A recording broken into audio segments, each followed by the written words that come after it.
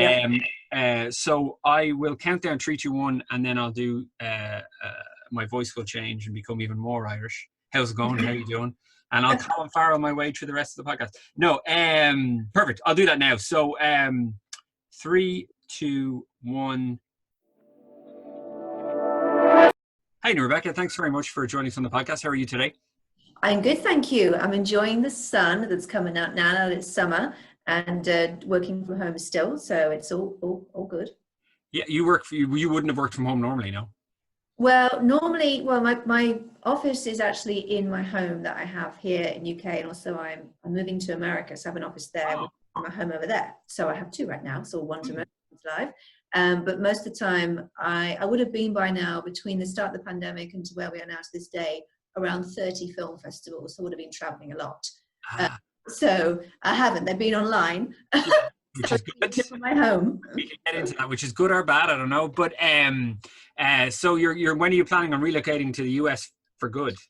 That'll be whenever I can get on a plane. I've got everything, got the visa, everything sorted. It's just need to get on the plane now, and obviously they're not announcing those dates yet. Goodness knows when, but they're gonna have to do it sometime soon. Other countries can travel to America, including China, would you believe? So we're going next on the list after Brexit. Maybe things have been ironed out. Oh, nice. Okay, so a little bit about kind of what it is you do, because I know I know people will be very interested. We had a conversation just before this started, a little bit about marketing and distribution, and I, as a festival director, understand from my perspective what I would like to see from people, but just a little bit about what it is you do and more importantly, how you ended up down this road before we get into anything. Because you are a doctor, so it is a bizarre. Yeah. It's a weird direction. Yeah. So originally my original life plan was to move to Wales and study for my PhD. Get my PhD, which is in film and audience research, so it's Doctor of Philosophy, and then I would live in Wales and live in the world of academia and all that kind of thing. But when I began to co-produce a film festival in Wales called the Abertoir Horror Festival, I actually began to realize that this is more like my life's purpose, and my sole purpose is actually working within the world of film festivals, and then noticing a gap in the market, that there was no companies at that time, or very, very few, that were creating film festival strategies for filmmakers. They needed help in that area. Filmmakers at Abertoir always told me that we don't know who to turn to get our film into festivals, or who to ask advice for. Right now, we're just going on without a box. That was the one at the time that's popular in every way. I'm just hoping for the best, really. So we need to really know what we're doing. We're just like shooting in the dark. And I was like, right, well, I know what festivals want from working in one and traveling the circuit, knowing how festivals program, have experience. I'd give this a go. So this Giving It a Go became my company, the Film Festival Doctor, which was born in 2011. I began to prepare at 2010 and started doing my research and figuring out how to run a business, because I had no business skills. Yeah. And 2011, officially, when I moved to London, it went up and running, and then slowly but surely, each day gets bigger and bigger established brands. So I'm still in my niche, but I call it like I'm the leader of my niche. Which is, in this day and age, which is what you want to be. You want to be the leader of a small tribe, as opposed to playing with everyone else. Exactly. Yeah, you're better off being. You're better off working with a small bunch of people, especially like one of the reasons my festival is quite small, and one of the reasons I like it small is because I think the landscape has changed, and I think you need to be able to offer gone are the days where you can just fire your film off to someone's filmmaker, sends a film off, and someone goes, that'll be 60 quid, and then you get a generic email back from them 6 months later saying thanks but no thanks. That whole thing is gone. I think you need to be able to communicate. You need to be open for people to ask you questions, come back and forth. So by keeping an event small and you're able to kind of do that, anything larger and it becomes unwieldy and you're overwhelmed and inundated with stuff. So you started this 9-10 years ago now? Yes, started off very small because it was very hard to get it off the ground, because I had no other business model that people knew of or what this was to compare it to, and also to learn from. There was one company who did it before me. Obviously, other people might have been doing it, but maybe without any exposure, because back in the day, in 2010 time, there was no Facebook, Twitter, Instagram. That came around 2011. So my research was purely the internet and forums back in the day. So I found this one website called Film Festival Secrets, and they're brilliant. I mean, he still does it now. He's a wonderful pioneer of the whole thing of film festival strategy. He's well known for it, but he does limited services. He does mainly consultancies. But we do also services where we actually get hands-on and submit the film to festivals on the client's behalf and lobby to get it into festivals and work as their manager. That other company was doing consultancies, like advising what to do and being that person to fill that gap and giving them advice how to get into film festivals and which festivals are good for their film. There was a gap there. So I was trying to prove this model, and people were like, well, how do we know it works when you're the one that really knows about it and what it does? We've never heard of it before. Yeah. You know, if a sales agent, they'd be probably more trustworthy of me because because obviously everyone knows what a sales agent does and everyone with it. But nobody actually knew what this whole new kind of sector was. It was very, very niche. So it took a while to build the trust. So me being in London helped. So obviously I was in Wales, and the film industry in Wales is very, very small. It's tiny. So to actually get it off the ground with the right clientele, I was in the wrong place. So when I finished my PhD, I was awarded the PhD, I have a doctorate now. I didn't go down the route of academia, which I know that I've said to my supervisor, but I know it's not what I need to be doing or what my sole purpose is. So I can't really keep doing this and live a lie. So then I moved to London 2011 and then went to networking events, got it out there, found clients to work with who trusted me on their film, got results, proved the model worked, and then there was a business model here. And since then it's gone strength to strength. Other people do it as well. Obviously there's not a huge amount though. There's still only a small amount. It's not like there's millions of us or even 100. So that's why it's still good that, it's a nice small kind of niche to know of and connect with and see who else is doing and support each other. Yeah, I mean, even here, I know one person who does something similar. I mean, it's PR, but it's PR for film festivals. So but I mean, it's a lot about helping them get the word out. I see. You know what I mean? But I can't think off the top of my head of someone who primarily helps people with strategy. Do you know what I mean? Now it's funny that you say that about when people came to you when you were starting out and they were asking about film festivals. I mean, I know from studying film in college, I think it's very much I'd imagine it's changed now, but it was very much like you make your film and you get to the end and someone goes, and then you just submit it to film festival.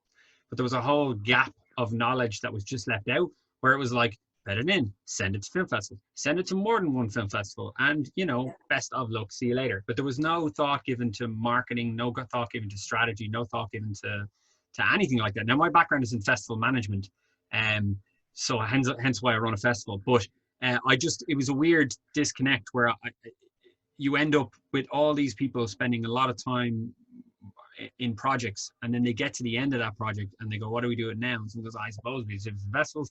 And creatives' egos can be sometimes fragile. They send it to a festival, they don't get in, they assume their film is garbage, no one wants to watch it, and they discard it and throw it away.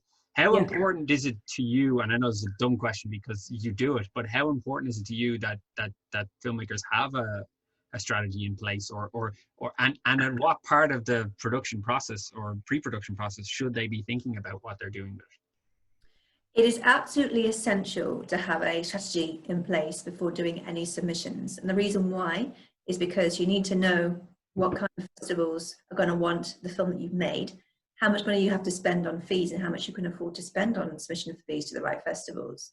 The first step to do that, to achieve all of that, is to really look at your film and look at it objectively and unpick it and think, right, this is what we've made. Who's going to want to screen this film? So let's say, for example, you have made a horror short film. So you think, okay, let's try the horror film festival route. But which level and tier? Can it be to the bigger horror festivals like Fright Fest and Stitches, that are the pioneers of like the big genre crowd and have all the contacts and the awards and stuff? Is it for that level? Is it a groundbreaking narrative in the genre niche? Can it actually travel outside of that niche? Can it be screened at something that isn't genre specific because it's got a story that is so original and can travel outside of that niche to a more mainstream audience? So really it's about unpicking the film. Obviously it has to be well made and great acting and a solid product that doesn't matter about the budget, but just it's solid and it's high end, no matter how much it was made for, doesn't matter about the money. But it has to have that story that is not mainstream or boring or formulaic and really shows something of a new talent that takes risks and likes to really get hands-on and being edgy, innovative, and something that is what we call trailblazing, because that's what festivals want. And the Tiers obviously want that as well. So in terms of this imaginary horror film we just made, so look, really unpack it, but sometimes you can't do that being the filmmaker, because as you just said, they're attached to it, they're emotionally attached, the ego comes in, they get nervous if someone gives them bad feedback. So really it's ideal to get objective feedback, doing test screenings, someone like me to come on board who looks at it from how festival programmers would review it, someone like you. Somebody who is not attached to you in the film will give you the best feedback possible to know exactly where to position the film and where best it will get the right type of celebration and awards and audience. Yeah, it's funny because I was saying to you before we started that to give you some, I was running the festival, okay, and the festival was kind of funny. Like, as I said, I think I said to you there, gone are the days when you can really, being an event once a year, you need to have it used to be that you could be an event once a year and you'd run up to that event, you know, in advance from a festival's perspective, you know, submissions. And I don't know if it applies for everyone. For me, I think, you know, given the current media landscape, you need to kind of be present all the time. Do you know what I mean? And offering some sort of service. But anyway, what happened last year, say, was I thought the process was quite funny, because you're getting submissions in and people are giving you material for their films and things like that. And I knew from being a filmmaker previously submitting to festivals that, you know, I want people to talk about my films and I want people to show interest in my films. So we were looking at it here, and the team were saying, well, listen, we have all this material from filmmakers that exists and it sits there and we don't do anything with it until submission times, and then we go and then we take half those, we judge them or whatever, and we push them to one side and we say, listen, you didn't get in, you got in. And so we're all about championing films. So what we'll do is we'll as long as we explain to the filmmakers that, listen, there's still a judging process, but we also want to promote your films and you've submitted to us, so we want to get the word out about your films, and maybe it doesn't get into our festival but it might get into another, but at the same time.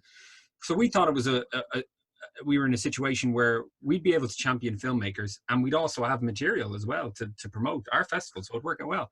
And it was only when we went and looked at the quality of the stuff that we were getting in terms of marketing material, we realized that a lot of filmmakers hadn't really put any thought into posters, into EPKs, into any sort of material or usable material, and that was kind of this mindset that they just weren't considering it at all. Now, I know you're very much in the strategy and PR side of it, but this was 10 steps removed from that.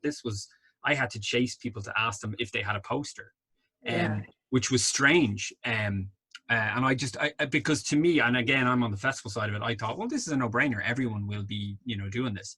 But do you find that like, I'm assuming when you started off, do you find that the filmmakers you're working with have become more savvy to this, or are they still very much in the mindset of, I've created something, I'm getting, you know, it's really, really good, I don't understand why people aren't watching it or talking about it?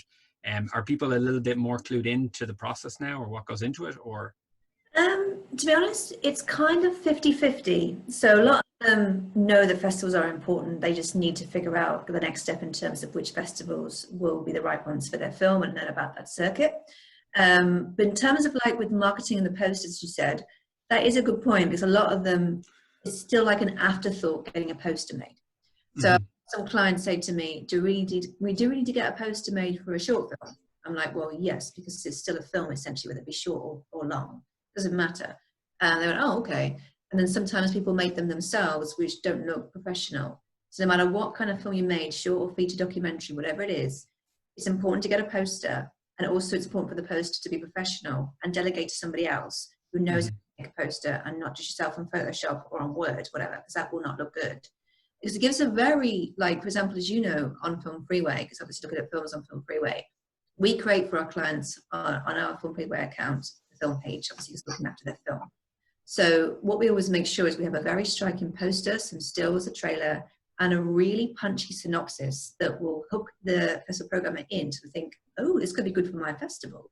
And then obviously the bios and the director's statement. But the most important thing, besides synopsis being absolute killer, watertight synopsis, is a very strong poster and a trailer. And poster is the first thing they go like, they can tell a lot from a poster in terms of how high-end it is, how much thought's gone into it, how professional the filmmaker is. It really is an important piece. And also, as you probably know, festivals are actually asking to upload to Film Freeway pages posters because they expect them now. Yeah, and there's because it's the two reasons you just said. I remember, I don't know about how relevant it is now. I remember someone said to me years ago, they used to say if you didn't build a website, do you know what I mean, like a purpose-built website for your film or whatever, you weren't that serious about your film. Now, I don't know how much that's true now, but my point, I suppose, to reiterate what you're saying, is that a really good poster and time spent on it tells you something about the filmmaker. It's something about optics are always really good. So when I get a really good, you can tell straight away before you've even watched the film, a lot of times, what Absolutely. You're in store for based on the style of poster that's being created for it.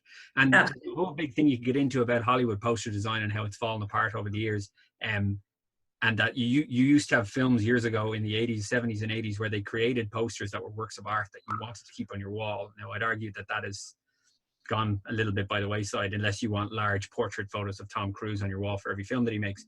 But do you know what I mean? There's a lot, although it might seem trivial, but there's a lot can be said about a really good poster. And obviously, yes, from a perspective, it's also self-serving. It gives me really good marketing material to be able to promote. So let me just show you this. This is a really good example. What you just said was spot on. So I'm going to just do a little bit of a fun little thing on the gift of my phone and Zoom.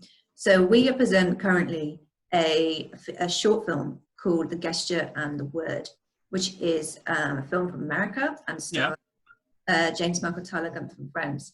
So this is the poster, and it was designed by the person who did the poster for Get Out. Yeah. So you can see how beautiful the looks. I know might be a bit. No, I can see. Yeah. So look at that, and that shows you a lot, because it's a big budget short, has stars in it, Paul Dooley and the guy from Friends, Gunther, James Michael Tyler, and it's a very well-made film, woman director. That shows you a lot that it's a quality product, as opposed to some posters which are just made over 2 minutes, no care and attention. That again, you're like, wow, this is interesting. Hence the interest it gets from people who see it on Instagram from other festivals that want to see the movie. So it's in the snowball technique. Yeah, it's amazing how that one little thing, like, and even with trailer design as well, like a lot of times, because I remember as a filmmaker, like there's an element of excitement to making a trailer for your film. But there's also an art that goes into making a trailer that I think sometimes people forget about, or they just take snippets from their movie. Like here's 30 seconds from a movie. There's no context. There's no excitement. It's just, here you go, and the names at the end and something like that. So there's a real art form to it. But these are kind of skill sets and stuff that it's probably changed now. But this is kind of stuff to me that is skipped over when you learn film production and stuff like that. Now, when I learned, maybe it's different now, but it was elements that were just seemed, and then you make a trailer, and it was like, you do all this and then you get to the end, by the way, you make a poster, make a trailer, make this and that, you put that out, and that's stuff that you figure out. So having somebody like yourself who's able to kind of guide people down that route, because it's also, I'd imagine, something filmmakers don't want to necessarily concern themselves with, or it's something extra they have to take on that they... Yeah, I mean, there's something extra, but also the extra includes money to do it right. So I was talking yesterday to some lovely new clients of mine, and they have the budget because they've had funds from some funding bodies to get all the materials. And obviously more money comes in after making the movie. So it's important that you do plan ahead in advance for both deliverables, so materials, and also festivals in the development stage, so you can raise the funds for it. So for example, making the movie is the fun part, obviously, and getting into the movie and making the work of art and getting it all done. But then after that comes getting it seen, as you know. But people do sometimes underestimate the cost, because it can get really expensive if you start having the world festivals. But that's, I mean, that's why I always say to clients of mine is that we streamline the festivals to attend. That'll be worth to achieve their goals, like networking and, events and stuff like that, industry focused ones. That's why you have to streamline it. But you need the basics. Are going to be money for submission fees, money to hire me, for example, a DCP to get made, a poster, a trailer, and also an SRT file, should you be going to submit to festivals that are going to be all over the world. And you're going to, if they get in, you're going to need an SRT file to make subtitles that countries of origin. So these all cost. I mean, they're not a huge amount, but they're extra. And if there's no money in the pot, then how are you going to get it? Unless it's your own personal funds. So it does become important to plan ahead so early and think about what you want to do with it. And it is difficult, because in the moment when you're creative, I know people I've worked with over times can be like, I can't wait, excited, I can't wait to make it. So, well, yes, So how much money is assigned for what you're going to do with it afterwards? And what do you want to do with it? Now you've made it, what's the reason behind making it? And I say, showreel. Yeah. Yeah.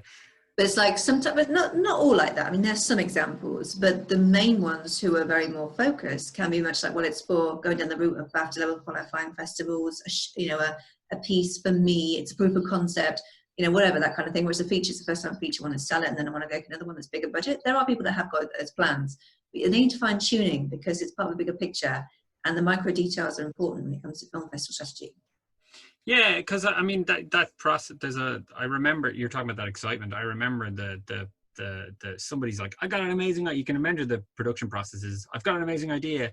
You pour your heart and soul into making it. You're so happy. You slave over the editing of it. It's done. And this is without factoring in a distribution plan from my experience. And then it's done. And then they're just kind of like, okay, well we'll go for the big festivals because why not? They don't get into 2 big festivals and then they go, well, okay. And then the excitement is caught onto a new project. And then they just head off there. But I know filmmakers, and I've seen filmmakers who are very good at the PR side of it. And again, film taste is personal. I would argue that some of their films mightn't necessarily be really, really good, but they're so good at selling it and getting the word out and getting the name out that it's constantly there and it's constantly popping up and they're constantly appearing at festivals and things like that because they're very good at the side of getting out and getting people talking about their film.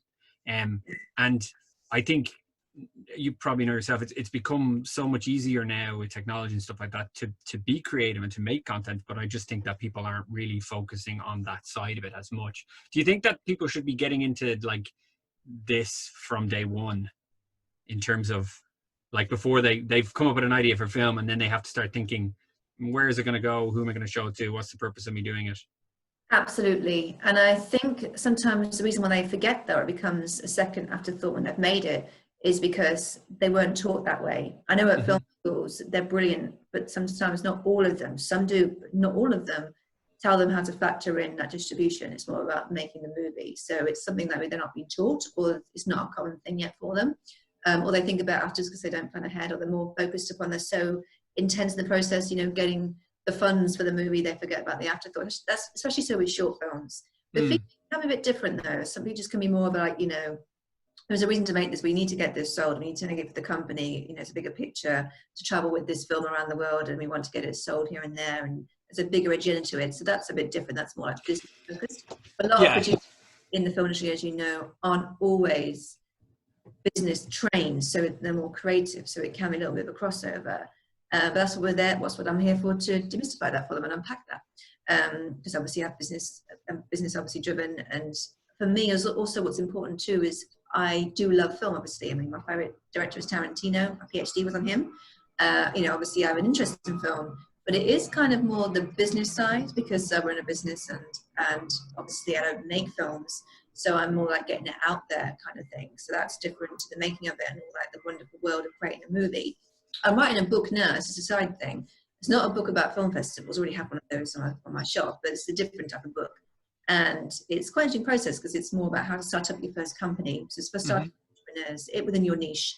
So it's a great story, but I'm also doing my research into it and I'm seeing it as a product, and it's something I'm proud of, but obviously I'm seeing the business head on. I'm not going to take offense to those that don't like it or if they need to do some more work on it, because there's a reason why I need that feedback. I can agree and disagree, then I'm there to really have a team to open up to give me more feedback to get the best it can be. So you take that on. When you're too attached emotionally, the ego is like, I'm right and stubborn, you won't get anywhere further forward because you're not listening. Yeah, it's like, because we always have, I'd always have filmmakers who for better or worse, as sad as it's gotten, in the sense that someone will make something and they'll say my film is incredible, and because my film is so good, on the strength of that alone, it will do well. Yeah. And you're like, that's not really true anymore. Do you know what I mean? Like, it might have been a long time ago, but like, you could have, as I always say, you could have the best film in the world, but if you don't get feedback from anyone or you don't show it to anyone outside your friends or your family, you're going to have your mom say your film's very good and that's about it. Do you know what I mean? So it's about kind of putting yourself out there, forcing yourself into a scenario where you are taking on that feedback as well. Like I've worked with filmmakers who and I would have been one of them. I remember I always tell the story. The first short film I ever made was 22 minutes long, and I was adamant that it could not be shorter than 22 minutes long. And 5 years later, I found it, and I was like, I'm going to re-edit this, and I got it down to 3.5 minutes, and I could have got it down to 2.5. Wow. But do you know what I mean? Looking at it years later, I was like, well, a lot of this is just filler and nonsense. And I remember the experience of going out while the tide was out to find this beached boat so I could get that 30-second shot that was a metaphor for whatever. But it makes sense to me, but to no one else. But I suppose it's that kind of feedback is essential. And I suppose I work with a lot of filmmakers who pour their heart and souls in the projects, but they operate under the assumption that I've spent a lot of time in it, I'm quite passionate about it, and it's really good, and that should be enough. And unfortunately, given the amount of noise out there, I find it's maybe you would agree or not, I find it's the people who put that extra effort into telling people about it and finding inventive ways to tell people about it that get all the way to the finish line or get as far as you want. Like I know people running the circuits. I know people running circuits on short films, and they've been doing it for 2 years. Do you know what I mean? They're appearing at every event. And exactly. And that's a filmmaker who is committed to a desired outcome and will see it through to the end. So every single project we work on from start to finish, we're committed to it. We don't let things slip. We see it through to the end regardless. And every project is like that. Some filmmakers, sometimes when they've got a film they're working on us with, some will see it right through to the end, and they're very committed like we are, because it's their product, their baby, they're proud of it, and it's a film, it's important to them. Some filmmakers do, another project comes on and they get busy involved making that and shooting that, and they're interested in that, they lose interest in the current film because it's just the next project, they move on to the next project. Yeah. Happens a lot too, everyone's different, but it's one of those things, it's part of the process, there's nothing wrong with that, it's just how it is. But you're right, the ones who are getting it out there in a creative way is the ones that do get quite a lot of results back. I find Instagram is a brilliant platform to really doing Instagram lives, doing posts. Obviously, films are visual mediums, so Instagram is perfect for doing that because that's what Instagram is. More so than Pinterest, more following on Instagram than there is Pinterest filmmakers. And I find that we get more festivals connect with us, interested in our films, and more of a like, and more like trust progress.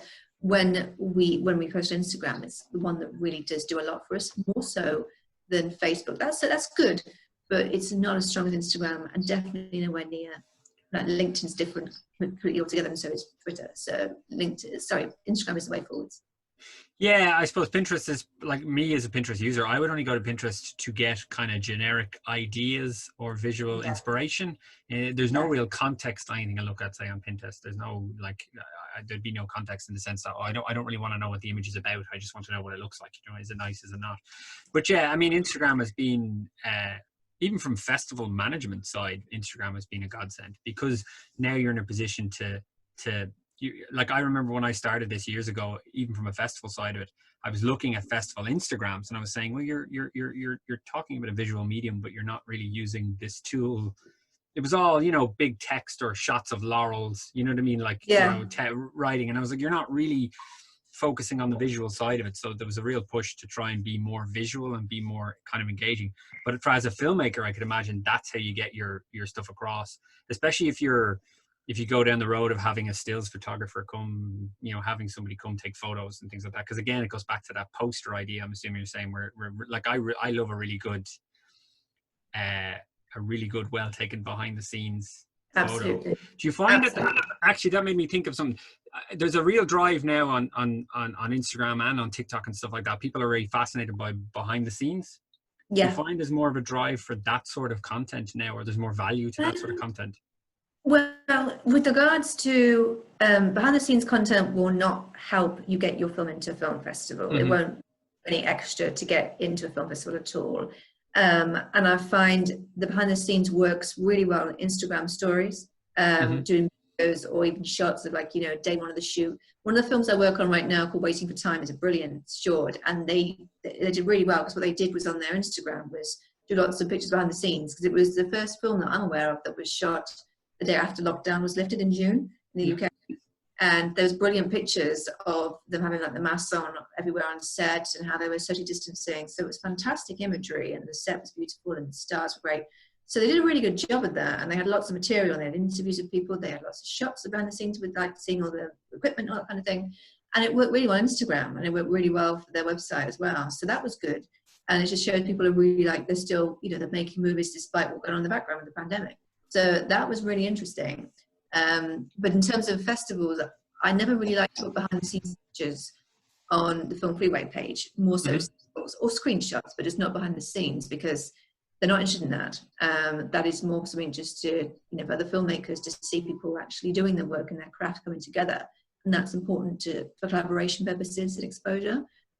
So I think there's a need for it, but in terms of film festivals, it won't get into a festival based upon that.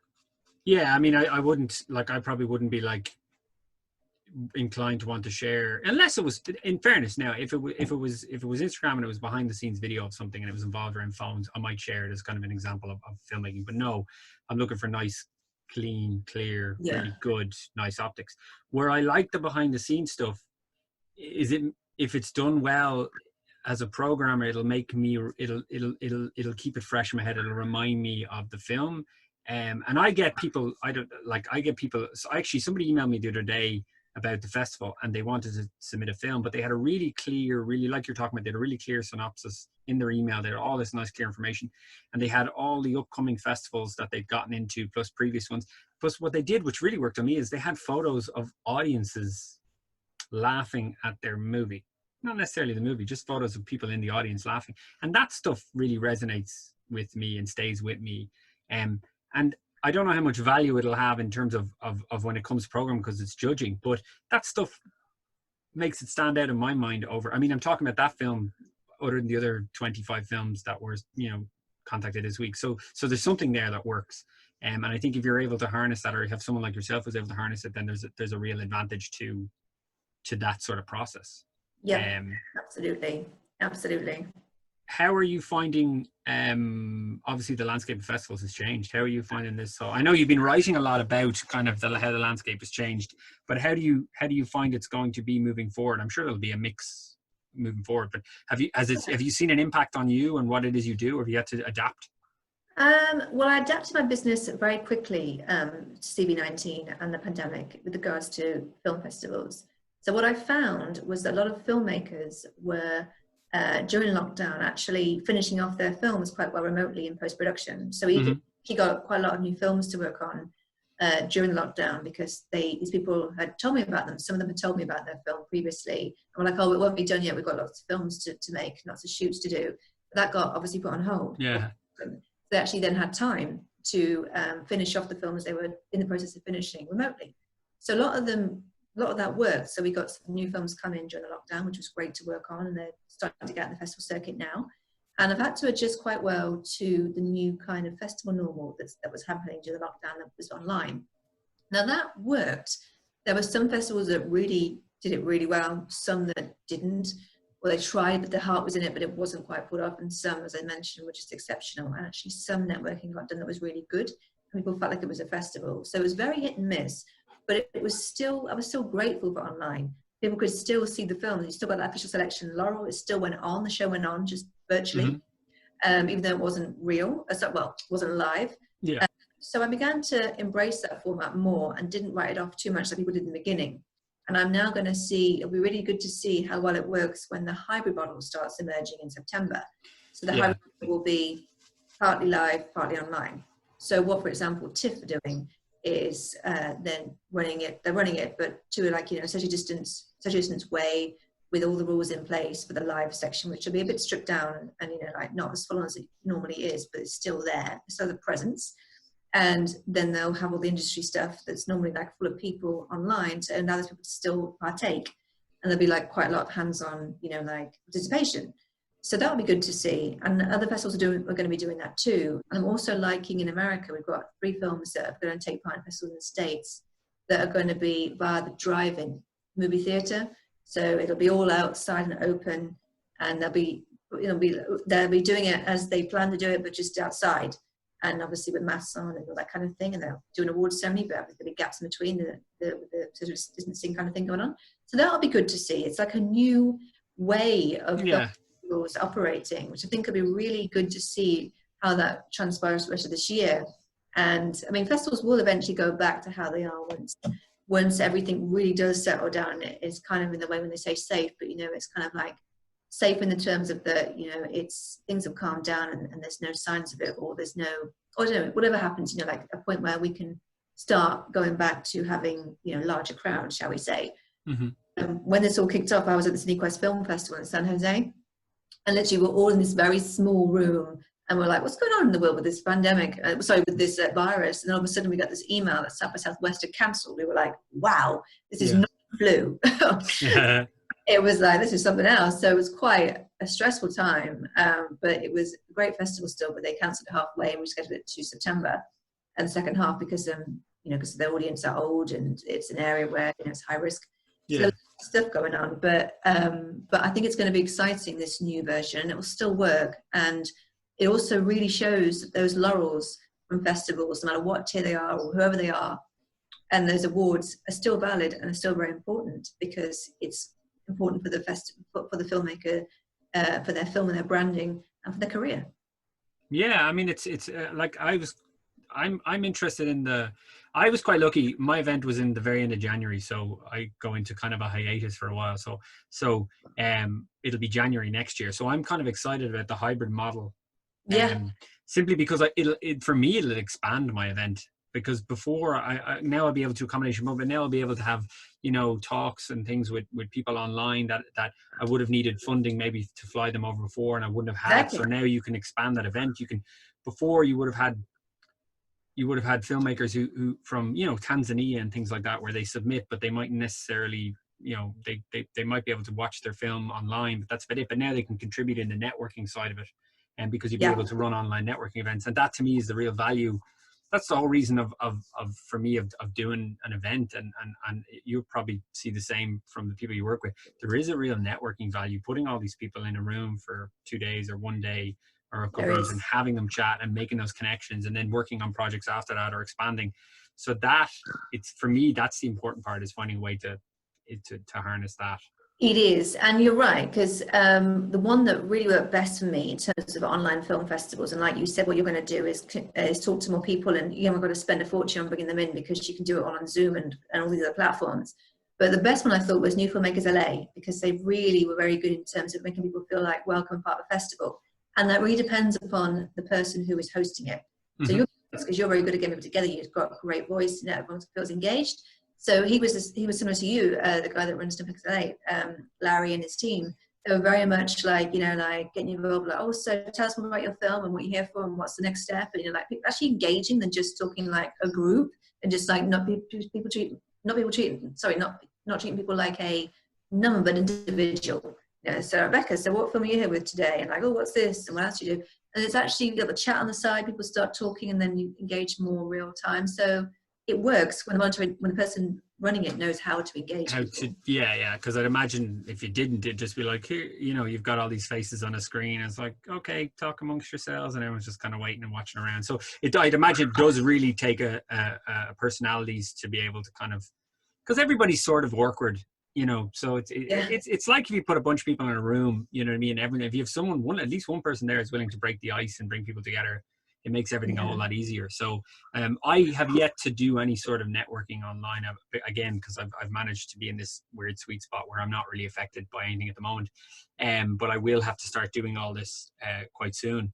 But from your perspective, though, from a client's perspective, it's business as usual. You've just had to adapt. And exactly. I mean, one thing I didn't want the pandemic do was introduce any fear in me or my clientele, or any of the filmmakers that wanted to work with me. So again, the fact straight up, is that festivals are not cancelled. A lot of people thought that every single festival are cancelled, but I said no. It's more a case of it's like misconstrued press. So it's a case of some have had to cancel completely. A few of them did. It's not a huge amount, but a small few did, and just cancelled it the following year. Some, though, have rescheduled later in the year and do like a smaller strip back event or hybrid, but some are still running, but they're going online. That was the new kind of thing that threw people together and how to navigate it. So they said, look, we need to like submit to festivals, whatever kind of format they're going to run on, because these festivals are going to be important for your film, and so the laurels and so the awards, and they're having the journey. No matter what kind of platform it is, we can make sure that people see it with our connections, even though it might not be live, and just drive them towards it and show that your film is worth seeing. So there's value in everything, so it's still the same. We've been really busy. We've had some great films come in that are new ones we're going to represent. Our current films are doing well because results are coming in. We've had a lot of films of ours get into Oscar qualifying festivals, which we're really proud of.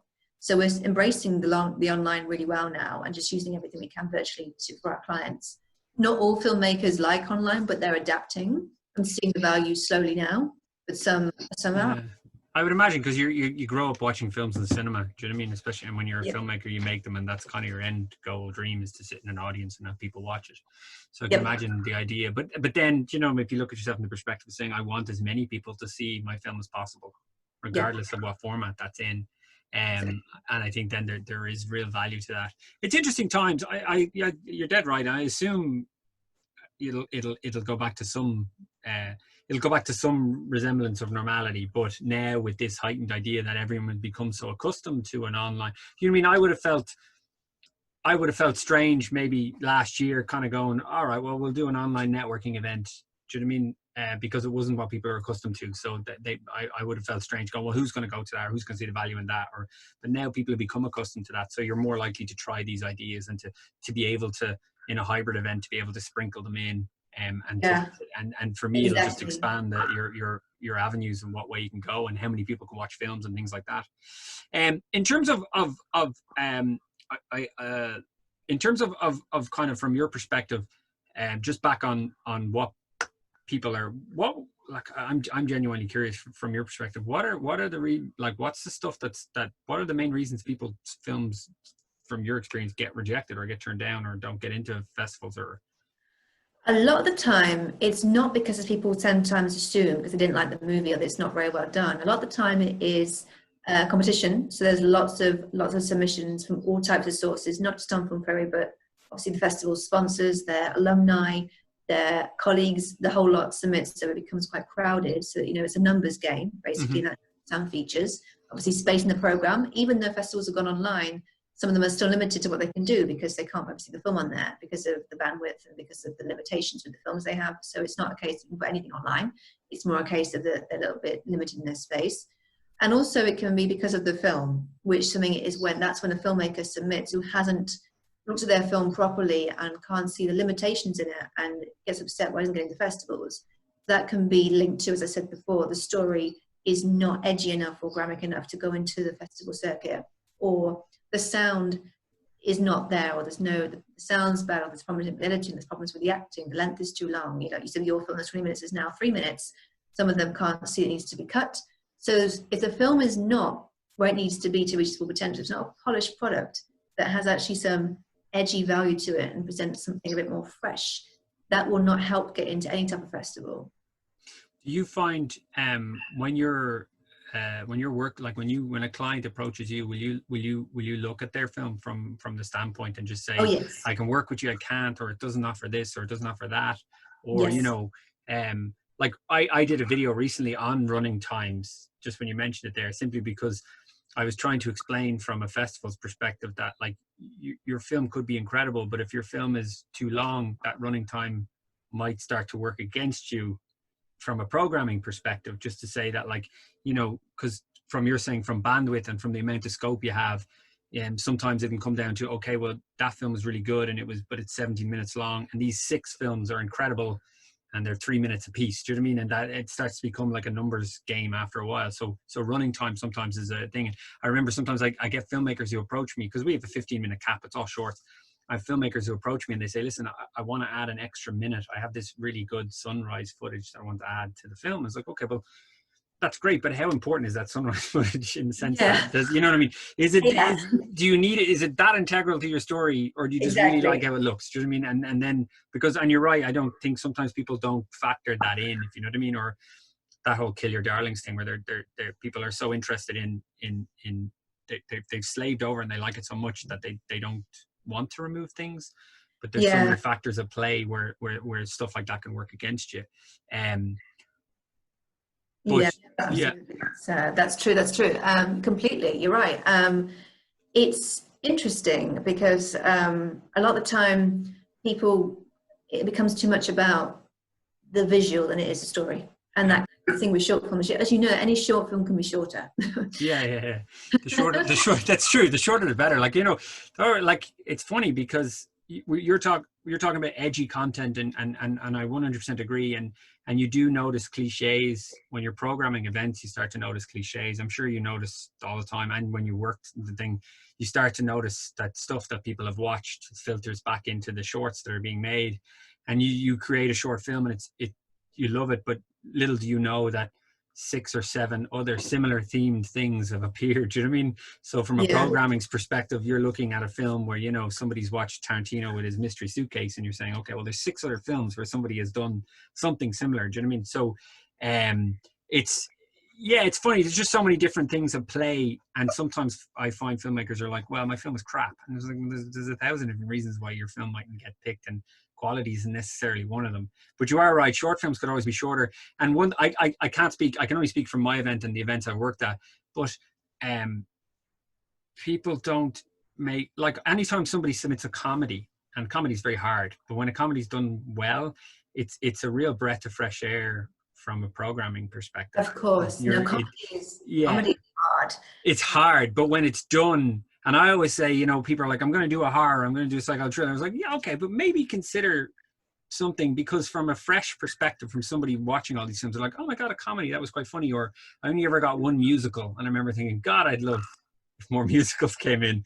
They're hard, but they, as a calling card, and to stand out from the pack, something like that. You know what I mean? It really punctures does through the noise. You know what I mean? And comedy is the timing, because if the timing is off, it can go downhill. Mm-hmm. It needs to be literally just like boom, boom, boom, and not a gaps, because it'll just lose the fun and the whole message. So yeah, absolutely. I mean, you say and also comedy works better when you've got somebody that's got that lived-in face and has experience. Yeah. And if that's not there, it's not going to work. Yeah, no, I wouldn't. I would never. I would never. You know, I wouldn't say try a comedy, in the sense that, you know, if your story is your story. It's just, I suppose, from the perspective of, I think I find a lot of people lean on certain genres, and sometimes if sometimes when it's not the norm, it really stands out from the crowd. So and if it's incredibly short, you know what I mean? If it's a really short that's funny, because it's a joy to program, because you can wedge it in somewhere, and it gives the audience kind of a break or a breath of fresh air, even if it's for a minute and they move on. But do you get a whole broad range of films coming to you? Is it or absolutely a really broad range. We get a lot of narrative fiction, both shorts and features. We do get documentaries, and we do work on them. We've got one now which is doing really well. It's that's already got into some big festivals, Rhode Island, Nashville, and CineQuest, or like of a high end and Oscar level qualifying. So really excited about that one. It's a poignant piece of documentary and filmmaking. Oh my goodness. We don't get many music videos, and when I do, they have to obviously be exceptional. We don't get a lot of those. It tends to be narrative fiction, shorts and features, and documentaries do come in too. But we do the whole lot. Just the one we don't really get is music videos. It's maybe not a popular one. There are music video obviously categories, but it's one I think people don't always want to do festivals for. Yeah, we have a music video category, because a lot of and we don't get a huge amount of submissions for it, which I was surprised, because I thought, you know, sometimes music videos are pure creation, in the sense that you don't have to, you're not necessarily you have to adhere to the rules of cinema. Do you know what I mean? And so there's an excitement to making a music video, but no, we just don't get a lot of them. But it's just maybe it's just again, we work just with mobile phones, so it could be a case of a thing. No, I know a lot of filmmakers who make things on music videos on mobile phones, but I don't know. I mean, I was contacted recently by a filmmaker by a musician to make a music video, and I offered to do the music video for him. I said, listen, I'll do it, but I was wondering, would you allow me to do it on the phone? And he was very hesitant about it. And I said, listen, I'll do it for virtually nothing. I just, you know, for the challenge. And I'm a firm believer that if you, when it comes to something like that, if you've a really good idea, a really clever idea with a music video, you can do it in a lo-fi, clever way that's visually interesting, and you cut to music. But he passed on it, because I think he I don't know. I think there's a mindset that sometimes I work with musicians, and they have a mindset very much of MTV in the late 90s, early 2000s. And I kind of think that music videos are of a different currency now. They're a different language. It used to be, you'd make something very kind of exciting and expensive, but maybe necessarily people don't have the same avenues, or you're so inundated with it on YouTube and stuff like that. So I think going the cheaper, clever route Like all the music videos that stand out in my mind, like Karma Police and stuff like that, are all very, very simple music videos. Now, I'd imagine that costs a bit of money, but in terms of a concept, it's very simple. Do you know what I mean? But that's kind of, but we do get music videos in. They are engaging. Some of them are quite clever, but it's just that you don't get a lot of them, which is strange because it means that there's a whole category there that people aren't really taking advantage of, and when people do submit, it's less competitive, but people don't do it. Exactly. So things are going well. Everything's working out. Festivals are still going. The sky didn't fall. And so if there's anything you would recommend, I know like you now you're doing online courses, so people can reach out to you in order to get step by step. Is there anything you would recommend if anyone's listening now and they're kind of like, well, I'm writing my script or I'm about to press record? Is there any kind of thing, recommend mindsets that you'd say, listen, I think you should think about this, you think about this, you think about this before you set out on your journey? My advice would definitely be, have you thought of the end result before pressing record? Yeah.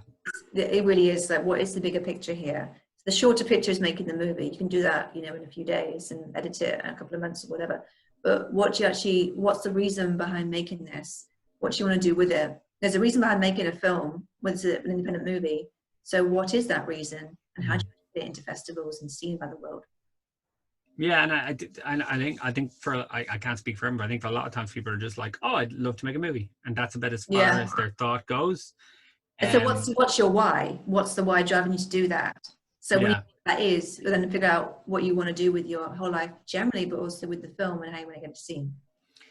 Yeah, because there's a whole, and the thing I find is that you're using actors, you're using crew. So a lot of times when somebody makes something and they don't pursue it or follow up on it, I always feel you kind of owe it to the people who came on board to get it out there for, even if not for yourself, for them, to do the best you possibly can to spread that around, because it might necessarily be your journey, but the actor that you hired to scale, he might get, I mean, I worked with an actor once, just a side story, and he never got cast to do comedy, and I cast him in a comedy. Now the film wasn't very good, it didn't go anywhere, but he got comedy gigs from that. So to me, there was value to that, in the sense that he learned something. He got to expand his range, and he got stuff from it. So there was value to that. So I always feel that if you're going to embark on that sort of journey, you're right. You need to understand where it is you're going, and if you're not willing to take it that far, maybe, but you've got to take in mind that there's a cast and a crew, and there's people there, and there's a value to them, you going that extra distance and having a plan. But at the end of the day, you shouldn't really want people to see your film. So if you can come up with a plan, or get someone like yourself to come in and establish that plan for you. I'm a big believer in outsourcing anything you don't feel comfortable doing. Delegate. That's if you don't feel comfortable doing something, straight away delegate it, because if that's their singular priority, you don't have to worry about it, and you can focus on what it is you enjoy, which is making movies. Yeah, absolutely. Couldn't say it better myself. Perfect. Okay, well, I'll leave it there. What I'll do is there'll be a link in this so people can head over to your website and check it out, and check out your online coursing. And best of luck on your waiting for your flight to the US. I'm sure it'll, thank you. More so than later. And thanks so much. Thank you very much. Had a great time. Thanks. Okay. Thank you. Okay. Bye.